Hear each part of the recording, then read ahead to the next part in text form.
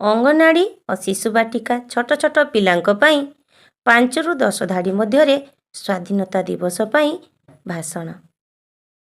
ଭାଷଣ 1। ସମସ୍ତ ଗୁରୁଜନମାନଙ୍କୁ ମୋର ନମସ୍କାର। ମୋର ନାମ ଜୟଜିତ ଦାସ। ଆଜି ଆମେ ଆମର ସ୍ୱାଧୀନତା ଦିବସ ପାଳନ କରୁଛୁ। 15 ଅଗଷ୍ଟ ଆମ ପାଇଁ ଏକ ଗର୍ବର ଦିନ। ଆମ ଦେଶର ସ୍ୱାଧୀନତା ପାଇଁ ଅନେକ ବୀର ସଂଗ୍ରାମ କରିଥିଲେ। ଆମେ ସମସ୍ତେ ଆମ ଦେଶକୁ ଭଲ ପାଇବା ଓ ଦେଶର ନାମ ଉଜ୍ଜ୍ୱଳ କରିବା। ଜୟ ହିନ୍ଦ, ଜୟ ଭାରତ। ଭାଷଣ 2। ସମସ୍ତ ଗୁରୁଜନମାନଙ୍କୁ ମୋର ନମସ୍କାର। ମୋର ନାମ ବିଦ୍ୟାଂଶୁ ଗିରି। ଆଜି ଆମେ ସ୍ୱାଧୀନତା ଦିବସ ପାଳନ କରୁଛୁ। 15 ଅଗଷ୍ଟ ଆମ ଦେଶ ପାଇଁ ଏକ ଗର୍ବର ଦିନ। ଏହି ଦିନ ଆମ ଦେଶ ସ୍ୱାଧୀନ ହୋଇଥିଲା। ଅନେକ ବୀର ସ୍ୱାଧୀନତା ସଂଗ୍ରାମୀ ଦେଶ ପାଇଁ ଲଢ଼ିଥିଲେ। ଆମେ ସେହି ବୀରମାନଙ୍କୁ ସଦା ସ୍ମରଣ କରିବା।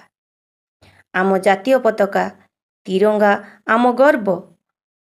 ଆମେ ଆମ ଦେଶକୁ ଭଲ ପାଇବା ଓ ସମ୍ମାନ କରିବା। ଆମେ ସମସ୍ତେ ମିଳିମିଶି ଦେଶର ଉନ୍ନତି ପାଇଁ କାମ କରିବା। ଜୟ ହିନ୍ଦ, ଜୟ ଭାରତ। ଭାଷଣ 3। ସମସ୍ତ ଗୁରୁଜନମାନଙ୍କୁ ମୋର ନମସ୍କାର। ମୋର ନାମ ଦିବ୍ୟାଂଶୁ ଗିରି। ମୋ ଦେଶର ନାମ ଭାରତ। ମୁଁ ମୋ ଦେଶକୁ ବହୁତ ଭଲ ପାଏ। ଆଜି ଆମେ ସ୍ୱାଧୀନତା ଦିବସ ପାଳନ କରୁଛୁ। 15 ଅଗଷ୍ଟ ଆମ ପାଇଁ ଏକ ଖୁସିର ଦିନ। ଆମ ଜାତୀୟ ପତାକା ହେଉଛି ତିରଙ୍ଗା। ଆମେ ତିରଙ୍ଗାକୁ ସମ୍ମାନ କରିବା। ଆମେ ସମସ୍ତେ ମିଳିମିଶି ରହିବା। ଆମ ଦେଶକୁ ସୁନ୍ଦର ଓ ଶକ୍ତିଶାଳୀ କରିବା। ଜୟ ହିନ୍ଦ, ଜୟ ଭାରତ। ଭାଷଣ 4। ସମସ୍ତ ଗୁରୁଜନମାନଙ୍କୁ ମୋର ନମସ୍କାର। ମୋର ନାମ ଅଙ୍କିତ ଦତ୍ତ। ଆଜି ଆମେ ସ୍ୱାଧୀନତା ଦିବସ ପାଳନ କରୁଛୁ।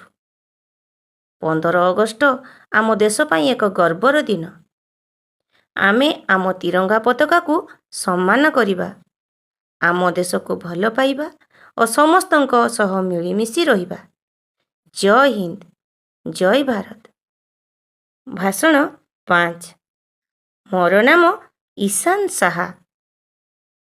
ନମସ୍କାର ପୂଜ୍ୟ ଗୁରୁଜୀ ଓ ଗୁରୁମା ଏବଂ ମୋର ସାଙ୍ଗମାନେ। ଆଜି ଅଗଷ୍ଟ 15 ତାରିଖ। ଆମର ସ୍ୱାଧୀନତା ଦିବସ। ଆମ ଦେଶର ନାମ ଭାରତ। ଭାରତ ମୋର ମା'। ଆମେ ସମସ୍ତେ ଭାରତ ମା'ର ସନ୍ତାନ। ଆଜିର ଦିନରେ ଆମ ଦେଶ ସ୍ୱାଧୀନ ହୋଇଥିଲା। ଆମ ତିରଙ୍ଗା ପତାକା ଆମର ଗର୍ବ। ଆସନ୍ତୁ ସମସ୍ତେ ମିଶି କହିବା ଭାରତ ମାତା କି ଜୟ, ଜୟ ହିନ୍ଦ। ଭାଷଣ 6।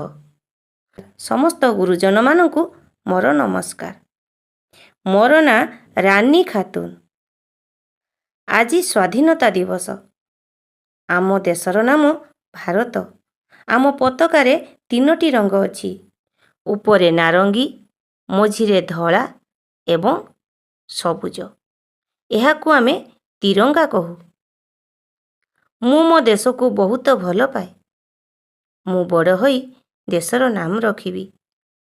ମୋ ସାଙ୍ଗରେ ସମସ୍ତେ ମିଶି କୁହ ବନ୍ଦେ ମାତରମ୍, ଜୟ ହିନ୍ଦ। ଭାଷଣ 7। ସମସ୍ତଙ୍କୁ ମୋର ନମସ୍କାର। ସମସ୍ତଙ୍କୁ ସ୍ୱାଧୀନତା ଦିବସର ଶୁଭେଚ୍ଛା। ମୁଁ ଭାରତ ମା'ର ଜଣେ ବୀର ସୈନିକ। ମୁଁ ମୋ ଦେଶକୁ ରକ୍ଷା କରିବି। ମୁଁ ସଦାସର୍ବଦା ସତ କହିବି। ଭଲ ମଣିଷ ହେବି। ମୋ ଦେଶ ସବୁଠୁ ମହାନ। ବନ୍ଦେ ମାତରମ୍, ଜୟ ହିନ୍ଦ। ଭାଷଣ 8।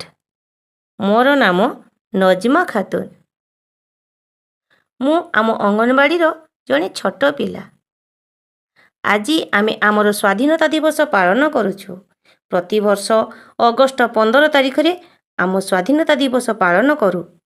1947 ମସିହା ଅଗଷ୍ଟ 15 ତାରିଖରେ ଆମ ଦେଶ ଇଂରେଜ ଶାସନରୁ ସ୍ୱାଧୀନ ହୋଇଥିଲା। ଆମ ଦେଶକୁ ସ୍ୱାଧୀନ କରିବା ପାଇଁ ମହାତ୍ମା ଗାନ୍ଧୀ, ସୁଭାଷ ଚନ୍ଦ୍ର ବୋଷ, ଭଗତ ସିଂ ଭଳି ଅନେକ ବୀର ସଂଗ୍ରାମୀ ତ୍ୟାଗ ଓ ବଳିଦାନ ଦେଇଥିଲେ। ଆମେ ଆମ ଦେଶକୁ ଭଲ ପାଇବା, ସମସ୍ତଙ୍କୁ ସମ୍ମାନ କରିବା, ପରିବେଶକୁ ସଫା ରଖିବା ଏବଂ ଭଲ ପିଲା ହୋଇ ଦେଶର ନାମ ଉଜ୍ଜ୍ୱଳ କରିବା। ମୋ ଦେଶ ଭାରତ ମହାନ। ଜୟ ହିନ୍ଦ, ବନ୍ଦେ ମାତରମ୍। ଭାଷଣ 9। ପ୍ରଥମେ ସମସ୍ତ ଗୁରୁଜନମାନଙ୍କୁ ମୋର ନମସ୍କାର। ମୋର ନାମ ସାଏଦା ମନିରା ଖାତୁନ। ଆଜି ଆମର ସ୍ୱାଧୀନତା ଦିବସ। ଆମ ଦେଶର ନାମ ଭାରତ। ମୁଁ ମୋ ଦେଶକୁ ବହୁତ ଭଲ ପାଏ। ଆମ ଜାତୀୟ ପତାକା ତିରଙ୍ଗା। ଆମେ ସମସ୍ତେ ମିଶି ଦେଶକୁ ଭଲ ରଖିବା। ଜୟ ହିନ୍ଦ, ବନ୍ଦେ ମାତରମ୍। ଭାଷଣ 10। ସମସ୍ତ ଗୁରୁଜନମାନଙ୍କୁ ମୋର ନମସ୍କାର। ମୋର ନାମ ମହମ୍ମଦ ସାହିଲ। ଆଜି ଆମେ ଆମର ସ୍ୱାଧୀନତା ଦିବସ ପାଳନ କରୁଛୁ। 15 ଅଗଷ୍ଟ ଦିନ ଆମ ଦେଶ ଭାରତ ସ୍ୱାଧୀନ ହୋଇଥିଲା। ଆମ ଦେଶ ପାଇଁ ଅନେକ ବୀର ସ୍ୱାଧୀନତା ସଂଗ୍ରାମୀ ତ୍ୟାଗ କରିଥିଲେ। ଆମେ ଆମ ଦେଶକୁ ଭଲ ପାଇବା, ସମସ୍ତଙ୍କୁ ସମ୍ମାନ କରିବା ଏବଂ ଦେଶକୁ ସୁନ୍ଦର କରିବା। ଜୟ ହିନ୍ଦ, ବନ୍ଦେ ମାତରମ୍। ଏଥିରୁ ଯେଉଁଟି ଆପଣଙ୍କ ପିଲାଙ୍କ ପାଇଁ ମନେ ରଖିବା ସହଜ ହେବ, ତାକୁ ସେହି ଭାଷଣଟି ଶିଖାନ୍ତୁ।